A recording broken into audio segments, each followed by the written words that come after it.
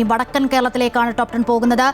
രേഷ്മയാണ് ചേരുന്നത്. രേഷ്മ, ഈ പറഞ്ഞ പോലെ LDFും UDFും ഒപ്പത്തിനൊപ്പമാണ് പ്രതീക്ഷ പങ്കുവെക്കുന്നത് എന്നുള്ളതാണ്. കണ്ണൂരിൽ നമ്മൾ പല കാര്യങ്ങളും കണ്ടതാണ്. ഈ തെരഞ്ഞെടുപ്പിൽ കണ്ണൂരിലെ വിമതരുടെ മത്സരവും വിവാദങ്ങളും LDFിന് തിരിച്ചടി നൽകുമോ എന്ന ആശങ്ക LDF ക്യാമ്പിനുണ്ട്.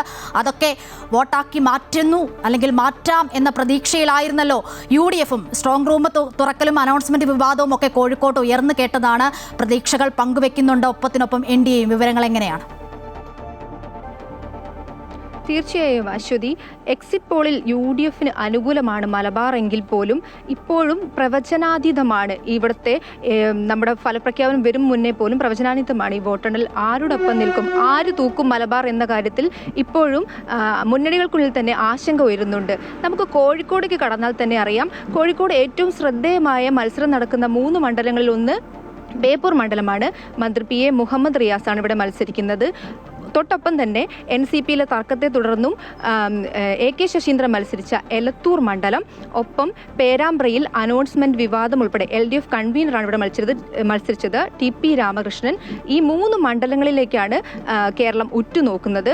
നമുക്കിവിടെ അറിയാം, PV അൻവർ വന്നതോടെയാണ് ബേപ്പൂർ മണ്ഡലത്തിൽ മത്സരം കനത്തത്. ഇതിനിടെ വെല്ലുവിളികളും പോർവിളികളും അൻവർ ഇതുവരെ നടത്തിയിരുന്നു. എങ്കിൽ പോലും ഈ മണ്ഡലം തനിക്ക് അനുകൂലമാണെന്നാണ് റിയാസ് ഇന്നുകൂടി പ്രതികരിച്ചിരിക്കുന്നത്.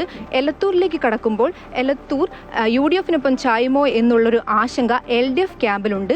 എങ്കിൽ പോലും CPM വോട്ടുകളാണ് ഇവിടെ ഏറ്റവും കൂടുതലുള്ളത്. അതുകൊണ്ട് തന്നെ നേരിയ ആശ്വാസമുണ്ടാകുമെന്നുള്ള LDF ക്യാമ്പിൽ നിന്നും അത്തരത്തിലുള്ളൊരു പ്രതികരണവും ലഭിക്കുന്നുണ്ട്.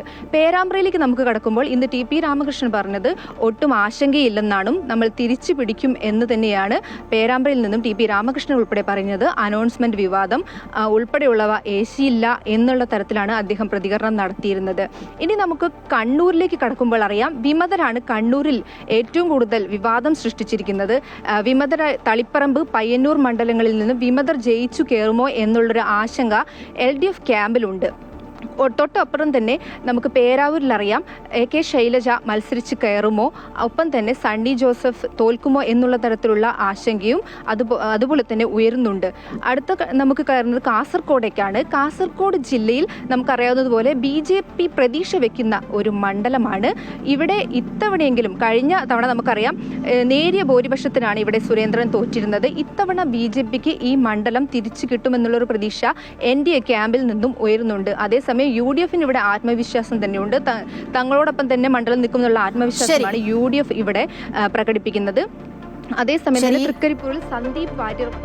ശരി, സംസ്ഥാനത്തെ വടക്കൻ ജില്ലകളിലും വലിയ പ്രതീക്ഷയാണ് 3 മുന്നണികളും പങ്കുവെക്കുന്നത് എന്നുള്ളതാണ്. വടക്കൻ കേരളത്തിലെ പൊതുവിവരങ്ങളാണ് രേഷ്മ പങ്കുവച്ചത്.